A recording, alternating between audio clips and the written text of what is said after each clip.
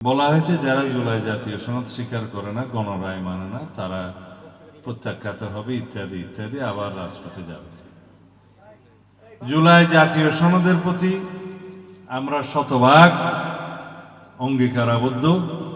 এটা রাজনৈতিক সমঝোতার দলিল, আমরা স্বাক্ষর করেছি। বরং যারা সমালোচনা করছে তারা স্বাক্ষর করেছে এই গত কয়েকদিন আগে নির্বাচনের পর। জাতীয় সনদের প্রত্যেকটি প্রস্তাব যেভাবে স্বাক্ষরিত হয়েছে, নোট অফ ডিসেন্ট সহ, আপনারা সেই কিতাবটি হাতে নিয়ে দেখবেন।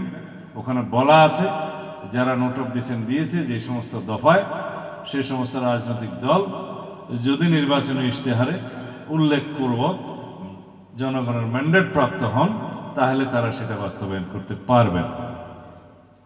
ইতি মাননীয় প্রধান উপদেষ্টা এবং অন্যান্য উপদেষ্টা যারা এখানে সংস্কার করে জাতীয় ঐকমত্য কমিশনের সদস্য ছিলেন, তাদের মধ্যে পরে কেউ কেউ উপদেষ্টা হয়েছে, তারা সবাই স্বাক্ষর করেছে।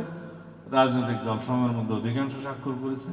4টি দল স্বাক্ষর করতে পারেননি বিভিন্ন কারণে, পরে তাদের মধ্যেও 2-1টি দল স্বাক্ষর করেছে। কিন্তু যারা বেশি সমালোচনা করছে তারা স্বাক্ষর করেন নাই। তারা নির্বাচনের পরে সুবিধা বুঝে তাও একটা নুক্তা লাগিয়ে সই করেছে। কিন্তু জুলাই জাতীয় সনদে নুক্তা লাগানোর কিছু নেই।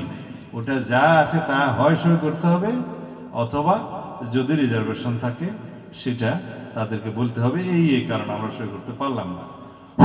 একদিকে বলবে আমরা স্বাক্ষর করেছি, আরেকদিকে বলবে আমরা স্বাক্ষর করেছি তবে বলেছে যে আমরা ওই ধারাগুলো মানে না।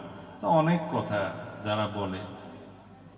আর যারা এখন বিরোধী দল, বৃহৎ বিরোধী দল, তারা বলছে জনরায় অনুসারে জুলাই সংবিধান সংস্কার পরিষদের সদস্য হিসেবে শপথ নিতে হবে, দেরিতে হলেও নিতে হবে। কিন্তু বক্তব্য হলো এগুলো গায়ের জোরে। আমরা এই পর্যন্ত সংবিধান মেনেই এই পর্যন্ত এসেছি এবং সংবিধান মেনে চলছি, এবং সামনেও সংবিধান মেনে চলার আকাঙ্ক্ষা আছে। কিন্তু আমাদের বক্তব্য ছিল, যদি গণভোটের রায়কে আমরা সম্মান দিতে চাই, জাতীয় সংসদে আগে যেতে হবে, সেখানে আলাপ আলোচনা করতে হবে, আইন প্রণয়ন করতে হবে, সংবিধানে সেটা অন্তর্ভুক্ত করতে হবে। তারপরে যদি সংবিধান সংস্কার পরিষদের সদস্য হিসেবে শপথ নিতে হয়, সেটা সেখানে নির্ধারণ করা হবে, সিদ্ধান্ত হবে, এবং কোন ফর্মে শপথ হবে সেটা 3য় তফসিলে আনতে হবে। কে শপথ বাক্য পাঠ করাবেন সেটা নির্ধারিত হবে, তারপরে এটা বিধিসম্মত হবে।